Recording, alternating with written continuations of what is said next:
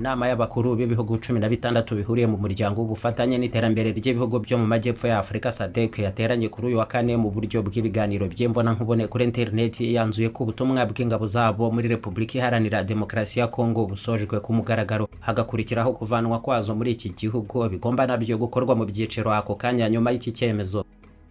Byose rero ni ibintu bigezweho nyuma y'ibizazane byinshi kuri izi ngabo zabo zishwemo 19 bose, cyane cyane mu gihe M23 barwanyaga yigaruriraga umujyi wa Goma, ari naho habereye urugamba rwabo rukomeye, kandi na leta z'ibi bihugu zashyizweho igitutu gikomeye cyane iwabo basaba ko abasirikare babo bavanwa mu burasirazuba bwa Kongo kuko batigeze banumva neza impamvu zo kuboherezayo. Kurundi ruhande u Rwanda muri ibi byose rwanashyambiranye bikomeye n'igihugu cya Afrika y'Epfo, ari nacyo cyashyize imbaraga nyinshi muri ibi bikorwa byo kohereza izi ngabo zabo mu burasirazuba bwa Kongo. Ariko hagana mu kwezi kwa mbere k'uyu mwaka ubw'imirwano yakomeraga cyane muri icyo gice n'abasirikare babo bakayicirwamo, byabayemo uburakari bwinshi. Perezida Paul Kagame na Cyril Ramaphosa ntibabivugaho rumwe. He's also there pretending to be playing a peacemaker role. Perezida Kagame ahatene gutera Ramaphosa yajya kuvuga ko ashaka amahoro, kandi icyarimwe anohereza ingabo ze kurwana ku ruhande rwa FARDC ifatanije na FDLR, yarangiza agashyiraho n'ibikangisho ahubwo ngaho reka turebe neza icyo azakora.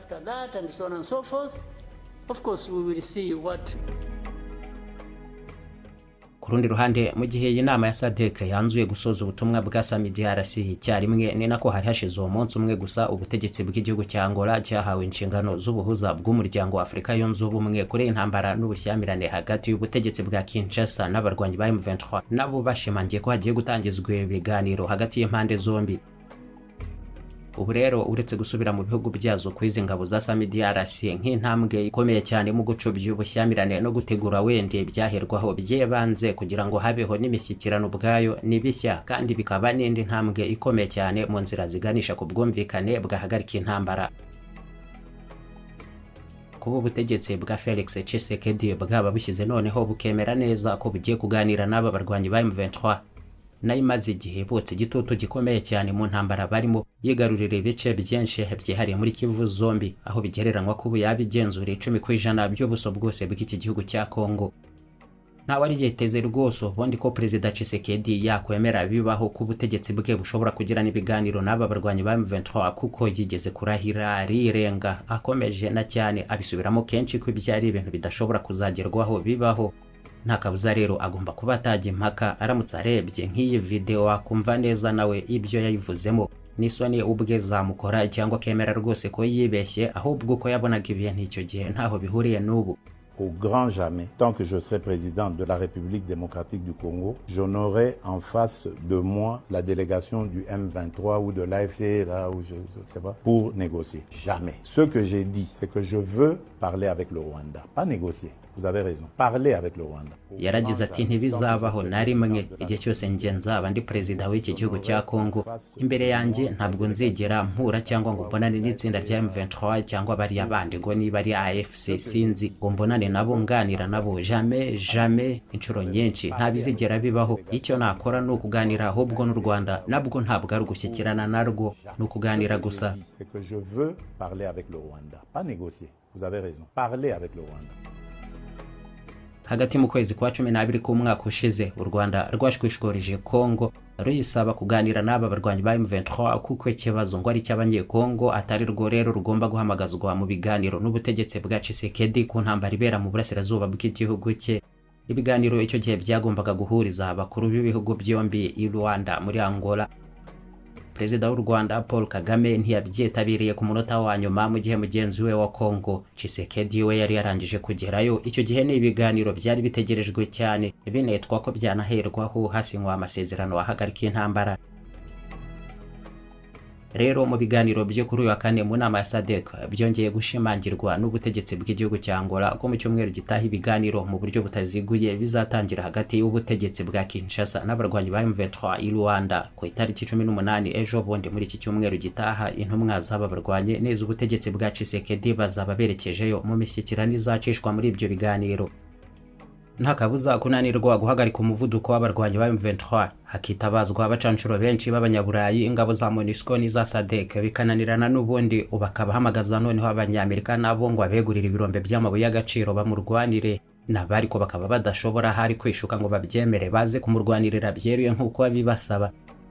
Perezida Tshiseked yarangije kubibona neza ko byazamugora cyane kurwanya no gutsinda M23 atabigeraho. Imvugo ye nayo yahindutse, ibiganiro nabo arabyemera noneho ku mugaragaro, kandi ari ikintu yavugaga ko adashobora rwose kubarizwamo bibaho.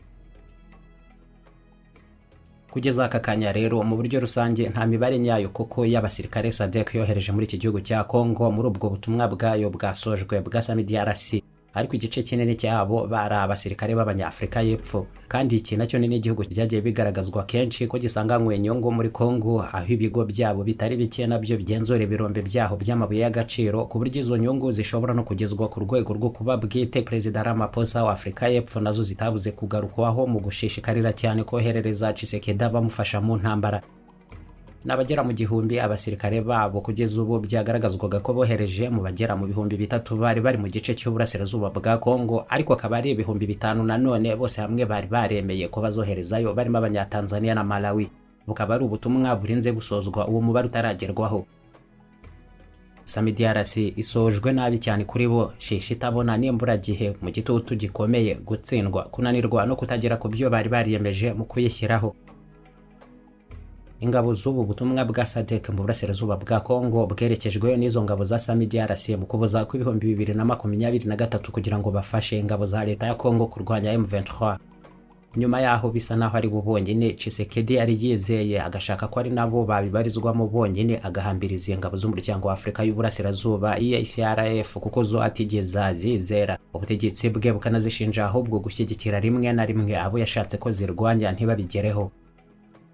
Nta kabuza rero ku rundi ruhande n'ikimenyetso n'irenga ry'Insinzi abarwanyi ba M23 batabura no kubona muri ibi byose bahanganye n'izi ngabo za Sami DRC ya SADC zikwira imishwaro, ntibabasha no guhagarika aba barwanyi nk'uko bari babigambiriye, cyangwa nanone ngo babatangire bikwiye koko bababuze no kugenzura ibice bagambiriye kwigarurira, bikaba birangiye bahambiye ibyabo basubiye iwabo, bidatandukanye na busa no kuba batsinzwe bakaba bahungiye iwabo.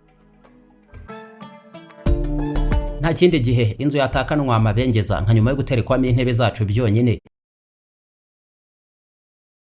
Ubu butumwa bwabo nabo muri ubutumwa busojwe nabi cyane mu buryo bwose bushoboka. Sami DRC mu izina rya Operation Tiba yatangijwe Byeruye haburi iminsi 10 ngo Noheli yo mu 2023 yibe mu nshingano zikomeye zo kurwanira ubutegetsi bwa Kinshasa bahawe. Ni ibintu byabananiye rero, nubwo ngubu banagerageza kuvuga ko bahisemo gusoza ubu butumwa bwabo nabo muri Congo mu buryo bwo kugira uruhare n'ubundi mu guhosha imirwano, ariko ntabwo ari byo rwose namba mu mboni za benshi barimo n'ababisesengurira kure cyane rwose y'aka karere imirwano iberamo baratsinzwe Byeruye ahubwo.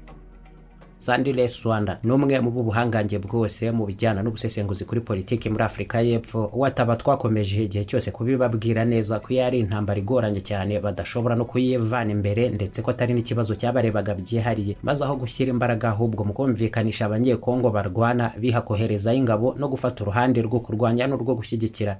Nyamara cyabivuyemo n'iki? Ni igisebo gikomeye cyane babivanyemo.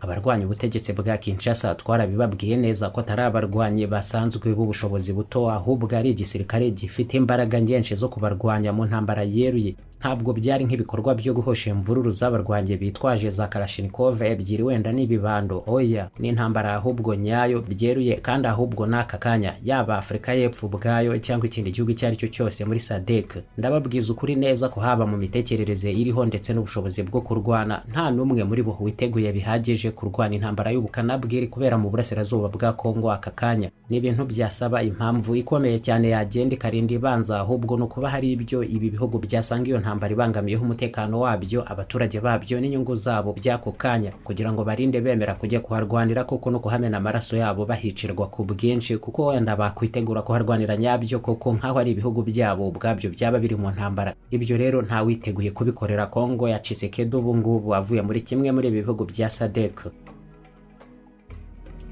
Uretse bwana Sandile Swanda, mugenzi we Madame Stephanie Walters, umushakashatsi mu kigo kiga ku by'imibanire n'amahanga muri Afrika y'Epfo, ati ntabwo ari igisebo noneho gikomeye kuri iki gihugu cya Afrika y'Epfo cyonyine, ni ibihugu byose biri muri umuryango wa SADC.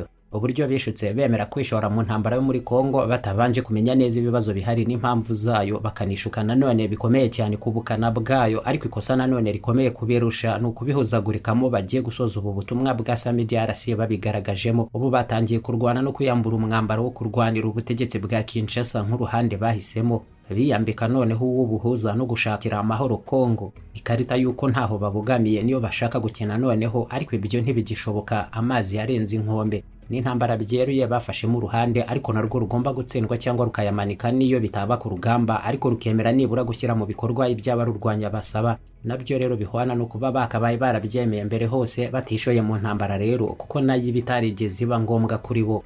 Kinshasa ntabwo ari ibihuriyemo n'ibizazane gusa, ahubwo ibisangiye na SADC yose. Tugana ku musozo kuri ingingo yo kurangiza ubutumwa bw'umuryango wa SADC muri Repubulika Iharanira Demokarasi ya Kongo, hari impamvu zigera muri enye bigaragazwa ko ari nazo nyirabayazana wo kunanirwa kurwanya M23 nk'uko bari barabyiyemeje. Hari ubuke bukabije cyane bw'abasirikare boherejeyo, ngo byashoboka ko batageraga no mu bihumbi 200 gusa boherejwe muri Kongo kugeza ubu, kandi bose hamwe nibura bakabaye ibihumbi 5 nk'uko bari barabyiyemeje. Aho abandi batibibwise ko ari barambo abakomando bingana iki cyangwa bitwaje iki, ahubwo cyari guhagarika ibihumbi by'abarwanyi ba M23. Amafaranga ibihugu byari byaremeye gutanga muri SAMIDRC nayo ntabwo byayagejejeho, yari igenewe ingengo y'imari ihwana n'igice cya miliyaridi y'amadolari y'abanyamerika. Kongo yarikuyemo miliyoni 200 z'amadolari, Afrika y'Epfo miliyoni 100, birangira izindi 200 zitabonetse ngo yuzure. Nabyo ngo bituma ku rundi ruhande habaho icyuho gikomeye cyo kubura iby'ingenzi bari bakeneye ku rugamba. Nubwo nta wakwemeza ko iyo babibona nayo mafaranga akaboneka nabwo bari gushobora kwihagararaho kuko no gutangira aba barwanyi. Ku rugamba n'abasirikare ba SAMIDRC bahise batahwa n'icyo bagikomeye, kurwana nabyo basa n'ababifashije hasi kuko babonye barashoboraga no kuhashirira nyabyo nyuma yo kwicwamo bakabakaba 20 mu mpera z'ukwa mbere gushize, ahanini mu bice bya Goma na Sake muri Kivu ya ruguru. Gusa igikomeye muri ibi byose nta nubwo ari ukureba ngo abatsinda abandi nabahe cyangwa batsindwa, kuko ikirenze ibyo ari uko no kurwanira muri Kivu ahakwije ibinyacumi 3 by'imyaka ishize bari mu ntambara. Abaturage b'abanyekongo bahabarizwa barahagorewe cyane ku buryo kuhahagarika intambara rwose ari byo bihakenewe nta kindi. Ubwo rero ari uko kuhavana ingabo za SAMIDRC no kuganira kwa M23 n'ubutegetsi bwa Tshiseked bigezweho nk'ibikorwa shingiro ku kugarukana agahenge. Nicyo gikomeye cyabishemwamo, kongeraho ko ari n'ibintu nanone biri kugirwamo uruhare n'amatsende ibihugu birebwa n'iki kibazo byahuriramo kugeza mu muryango wa Afrika yunze ubumwe.